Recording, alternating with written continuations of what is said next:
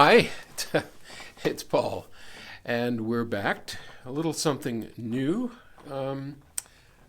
As some of you know, I photograph everything and with my iPhone, and I got the new iPhone 10. So this is the first video on the iPhone 10.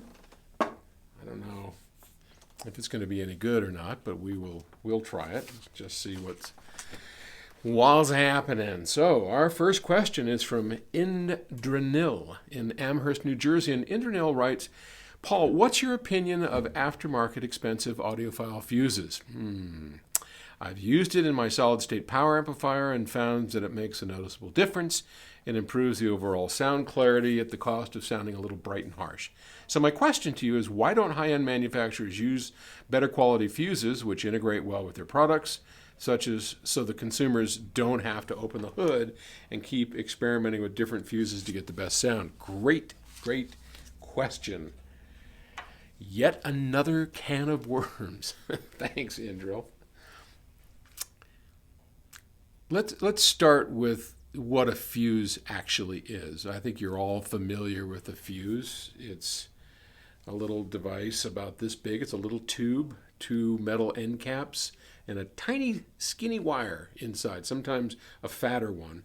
And there are two basic types of fuses, the fast blow and the slow blow. The fast blow is the one that has the little whisker inside, and the slow blow is the one that has the bigger flat piece of metal. And the difference is indicated by their name. One blows very quickly, so we would use a fast blow, for instance, in our B plus and B minus fuses, let's say on the BHK power amplifiers. Now we do that, B plus and B minus. Rail fuses, the power supply fuses, where you got the plus and the minus, because there you want those suckers to, if there's something wrong, bang, you want those things to fire off really quickly. The slow blow fuses are usually what we would put into the actual AC power, and we do that because we want a little longer time to wait for current. When an amplifier turns on initially, it draws a lot of current to charge up the capacitors inside, and when that happens, that current is far more than what it would normally take. So the slow blow fuse hangs out for a second while the caps charge, and then it says, okay, now I'm going to monitor the current draw, and if it exceeds a certain point, then I will blow, and you got to replace the fuse or fix the amp. So that's what fuses are. And in one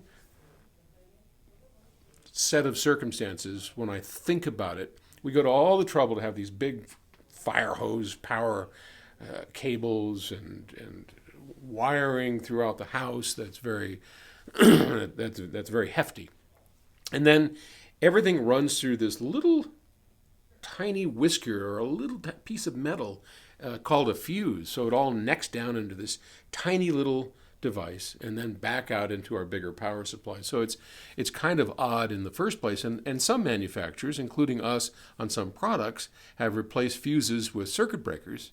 Circuit breakers have their own issues and problems. So all that said, that's what fuses are. The first time I ever heard a fuse difference was our German distributor, Jürgen Sakwi. Jürgen came and visited us, years ago. And that was right when we had the Perfect Wave DAC. And he said, I want to, took the top cover off, said, I want to do an experiment. I'm going to do something, and I'm not going to tell you what I'm going to do. So I sat there and, listened. Okay, we heard something. And I'm not looking at Jürgen at all. I have no idea what he's up to. And he fumbles around with the DAC and turns it back on. I'm like, whoa, that was quite a noticeable difference. And I was very surprised. I mean, it was a dramatic improvement. Much better clarity, as if a fog had been lifted from the device. And I wondered, what Jürgen's not an electronic guy. What would he have done? And we went back and forth, and I didn't even want to know what he was changing.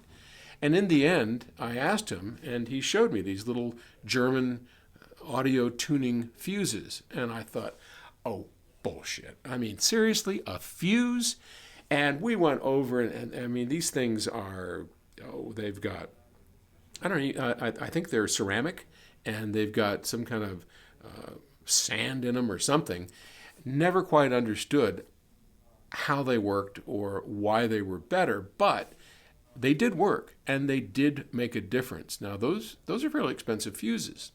And in direct answer to his question, why manufacturers don't, we actually do.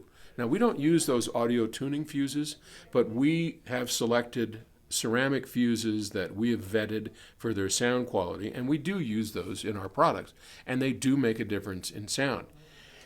Audiophiles being audiophiles, God love you, us, because I'm one too, routinely change those for very expensive fuses. And it wouldn't matter what we did and what we put in. The fact is, someone's going to find something better, put it in, and try it. So, yes, they make a difference. I can't explain to you exactly why, but that's the long and short of it.